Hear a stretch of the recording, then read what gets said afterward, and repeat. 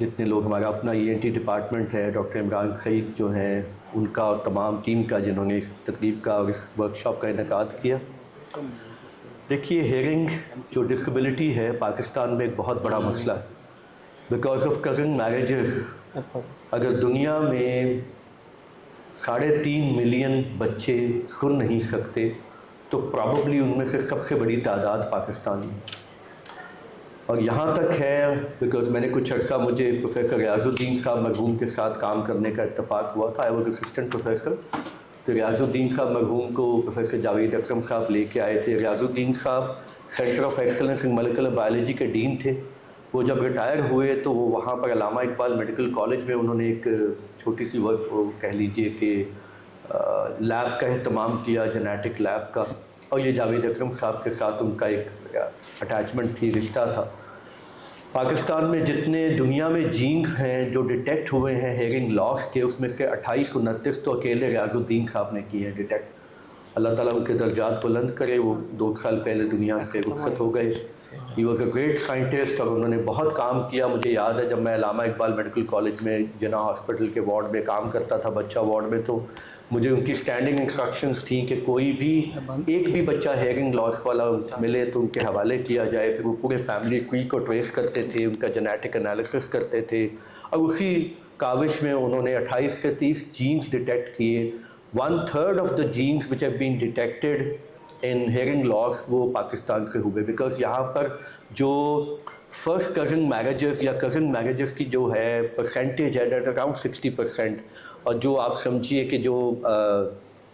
KPK میں probably اس سے بھی زیادہ ہے، کچھ خاص کاسٹس میں، کچھ خاص صوبوں میں یہ بہت زیادہ ہے۔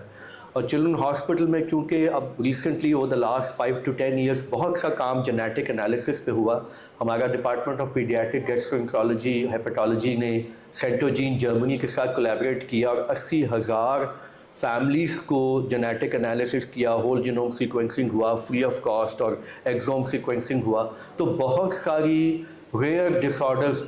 گلائکوجن سٹوریج ڈس آرڈرز، لپڈ سٹوریج ڈس آرڈرز، مائٹوکانڈریل ڈس آرڈرز یہ ڈسکور ہوئے، جس کے نتیجے میں اس وقت گوشیس ڈیزیز اور اس طرح کی جو ٹریٹیبل جن کے انزائمز دستیاب ہیں،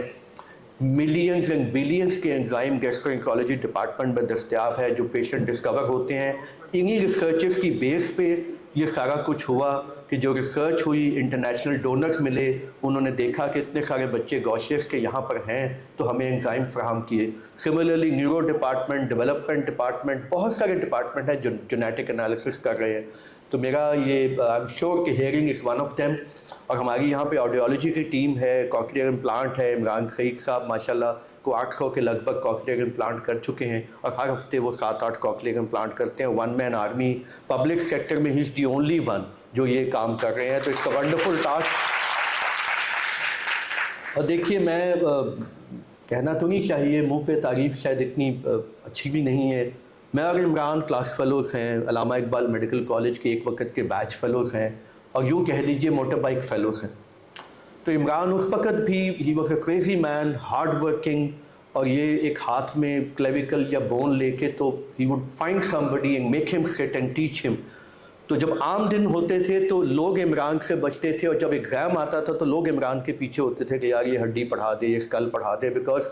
اتنا ان کو یاد ہوتا تھا، اتنا ان کو یاد ہوتا تھا۔ آپ کو پتہ ہے انہوں نے 2 پارٹ 1 کیے۔ انہوں نے پہلے ایک سرجری کا پارٹ 1 کیا، اس کے بعد ان کو خیال آیا کہ میں نے سرجری نہیں کرنی، اور ان کو اتنا کانفیڈنس تھا، اس زمانے میں پارٹ 1 پاس کرنا ایک پہاڑ تھا، اور آپ کو اتنی جرت ہو کہ ایک امتحان آپ نے پاس کر لیا، جیب میں پڑا ہے، وہ چھوڑ کے آپ دوسرا پارٹ 1 کر لیں اس کانفیڈنس سے کہ میں وہ بھی کر سکتا ہوں۔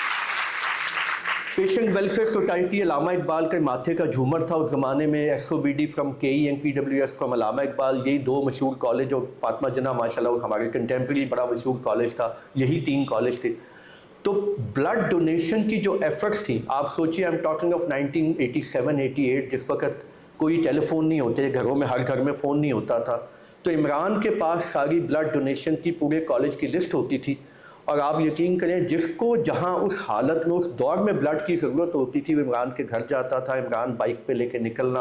راتوں کو بائکوں پہ پھر کے لوگوں کے گھر جا کے اسٹوڈنٹس کو ریکویسٹیں کرنا، ان کو بائک پہ بٹھا کے لا کے بلڈ ڈونیٹ کروا کے ان کو جوس پلا کے، اسٹوڈنٹ لائف میں جوس بھی بڑی محنت اور بڑی مہنگی چیز ہوتی تھی، گھر چھوڑ کے آنا یہ میرے کلاس فیلو تھے اعجاز خان، ان کے بھائی کی وہ کرش انجری ہوئی تھی ٹرک سے، اور اے بی پازیٹیو بلڈ مجھے یاد ہے کہ ہم نے 48 گھنٹے میں 28 بوتلیں اس وقت ارینج کی تھیں جس وقت یہ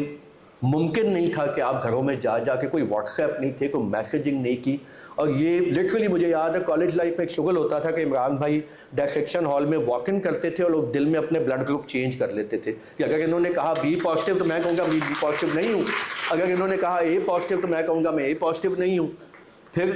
یتیم خانے کے بچوں کے ساتھ لٹرلی رمضان سٹارٹ ہونا، سنگل ہینڈڈ ایک بندہ نکلتا تھا، لوگوں کے بچوں کے جا کے یتیم خانے میں ناپ لیتا تھا، لوگوں سے جا کے ڈونیشنیں مانگتا تھا. 25-30 ہزار روپیہ اس زمانے میں بہت بڑی رقم تھی، وہ جمع کرتا تھا، ان سب کے کپڑے سلواتا تھا، اور میرا خیال ہے کہ چاند رات یا اس سے 2 دن پہلے خاموشی سے جا کے بائک پہ وہ ان کو یتیم خانے میں دے آتا تھا. تو دس از عمران سعید. تو میں آنیسٹلی مطلب میں اس کا بہت کہہ لیں کہ میں اس کے وہ جو جرت ہے اس کو، جس طرح اس نے کوکلیئر امپلانٹ کو ہاتھ ڈالا، اس میں بہت پیسہ ہے، پرائیویٹلی بھی ہو رہا ہے، سب کچھ ہے، تو اس بندے نے اس کو انڈیپینڈنٹلی ٹیک اپ کیا. 6 فٹ ولی آدمی ہے، مطلب کوئی بہت زیادہ اس کی نہ پروٹوکالز ہوتے ہیں اس کے، نہ کوئی اس کو پرواہ ہوتی ہے اس بات کی کہ کوئی مجھے پوچھ رہا، وہ لگا رہتا کام کرتا رہتا. اور اللہ کی ذات کے پاس آئی ایم شیور، میں تو بہت عاجز آدمی ہوں، میرے پاس تو یہ بھی نہیں ہے، لیکن جو میرے پاس ایک تمنا ہے کہ اللہ کی ذات کے پاس اس کا بہت اجر ہے، اور اللہ تعالیٰ عمران سعید کو اس کا بہت اجر انشاءاللہ تعالیٰ دے the way he has to do it. تو آئی ایم ریئلی گریٹفل. یہاں پہ اتنے بڑے بڑے اساتذہ بیٹھے ہیں کہ آئی ریممبر ہماری کلاس میں، اللہ تعالیٰ اقبال بٹ صاحب کو جنت میں اعلیٰ درجہ دے، تو ہماری کلاس وہ تھی جس سے 2 سال پہلے ای این ٹی کو اتنا امپورٹنٹ نہیں سمجھا جاتا تھا کہ بھئی ای این ٹی مینس کہ وہ تو ویسے ہی پاس ہو جائے گی فائنل ایئر میں، 4تھ ایئر میں. ہمارے وقتوں میں یہ فائنل ایئر میں تھی. اقبال بٹ صاحب آئے تو